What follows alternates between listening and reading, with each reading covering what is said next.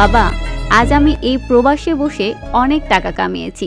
অ্যাকাউন্টে এখন লাখ লাখ টাকা, ব্যাংকের সম্মান, এসি রুমে আরামদায়ক বিছানা। কিন্তু জানো বাবা, এই আইফোনের স্ক্রিনে যখন তোমার নাম্বারটা ভেসে ওঠে না, তখন এই কোটি টাকার শহরটা আমার কাছে একটা জীবন্ত কবরস্থান মনে হয়। আমি ভাবতাম তোমাকে প্রতি মাসে মোটা অঙ্কের টাকা পাঠালে আমার দায়িত্ব শেষ, কিন্তু আজ তোমার এই ছেঁড়া ডায়েরির পাতাটা উল্টে আমার পায়ের তলায় মাটি সরে গেছে।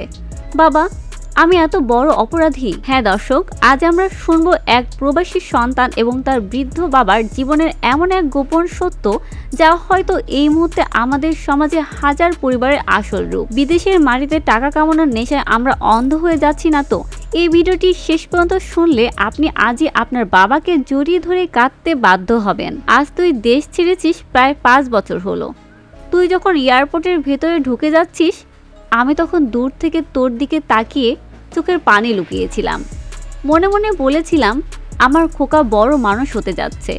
তোর মনে আছে খোকা, তুই যখন ছোট ছিলি তখন তোর একটা নতুন জ্যাকেট কেনার জন্য আমি নিজের 3 মাসের জমানোর টাকা দিয়ে দিয়েছিলাম। নিজের শীতে কাঁপলেও তোকে বুকের ওমের জড়িয়ে রাখতাম। আর আজ যখন তুই প্রতি মাসে আমার ওষুধের জন্য, ভালো মন্দ খাওয়ার জন্য হাজার হাজার টাকা পাঠাস, ব্যাংকের ম্যানেজার যখন বলে, চাচা আপনার ছেলে অনেক টাকা পাঠিয়েছে, গ্রামের মানুষ তখন আমার দিকে সমীহের চোখে তাকায়। কিন্তু তারা তো জানে না খোকা, এই বুড়ো মানুষটা টাকার কাঙ্গাল নয়। ডাক্তার যখন আমাকে ইঞ্জেকশন দেয়, তখন আমার হাতটা ধরার মতো কেউ পাশে থাকে না রে। রাতে যখন বুকে খুব তীব্র ব্যথা ওঠে, তখন এক গ্লাস জল এগিয়ে দেওয়ার মতো কেউ এই ঘরে নেই। তুই যখন ফোন করে বলিস, বাবা কাজের খুব চাপ, পরে কথা বলবো, আমি সারা রাত সেই ফোনের দিকে তাকিয়ে পার করে দিই। গত ঈদে তুই যখন বললি, বাবা এবার ছুটি পাইনি, আসতে পারবো না, টাকা পাঠিয়ে দিয়েছি, জামা কাপড় কিনে নিও, আমি সেদিন একা একা ঘরের কোণে বসে কেঁদেছিলাম। আমি ছেঁড়া পাঞ্জাবিটা গায়ে দিয়ে ঈদের নামাজ পড়েছি খোকা, কারণ তোর পাঠানো টাকা দিয়ে কাপড় কেনা যায়, কিন্তু সন্তানের হাতের ছোঁয়া কেনা যায় না। তোর মা চলে যাওয়ার পর তুই ছিলি আমার বেঁচে থাকার একমাত্র অবলম্বন।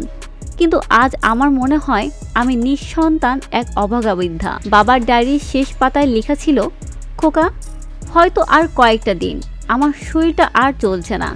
তুই যখন এই ডায়েরিটা পাবি, তখন হয়তো আমি মাটির নিচে। তোর কাছে আমার কোনো রাগ নেই, শুধু একটা কষ্ট, মরার আগে তোর মুখটা একবার দেখতে পেলাম না। দর্শক, বাবার এই ডায়েরিটা আমি পেয়েছি তার দাফন শেষ হওয়ার পর। আমি লাখ টাকা খরচ করে প্লেনের টিকিট কেটেও বাবার শেষ নিঃশ্বাসের সময় পাশে থাকতে পারিনি। বাবার ঠান্ডা কপালে হাত দিয়ে সেদিন আমি চিৎকার করে কেঁদেছিলাম, বাবা তোমার সব টাকা ফেরত নাও, আমাকে শুধু একটা বার মাফ করে দাও। কিন্তু ওপার থেকে কোনো জবাব আসেনি। দর্শক, আমরা ক্যারিয়ার গড়ার পিছনে, টাকা উপার্জনের পিছনে এতটাই অন্ধ হয়ে গেছি যে যারা আমাদের এই পৃথিবীতে আনলেন তাদের সময় দিতে ভুলে যাচ্ছি। আমরা ভাবি টাকা পাঠালে সব দায়িত্ব শেষ, কিন্তু বৃদ্ধ বয়সে মা বাবার টাকা নয়, সন্তানের একটুখানি সময় আর ভালোবাসার প্রয়োজন হয়। আজকের এই ভিডিওটি যারা দেখছেন, বিশেষ করে আমার প্রবাসী ভাইয়েরা, আপনাদের কাছে অনুরোধ, টাকা তো সারা জীবনই কামাতে পারবেন, কিন্তু মা বাবা চলে গেলে কোটি টাকা ঢাললেও তাদের আর ফিরে পাবেন না।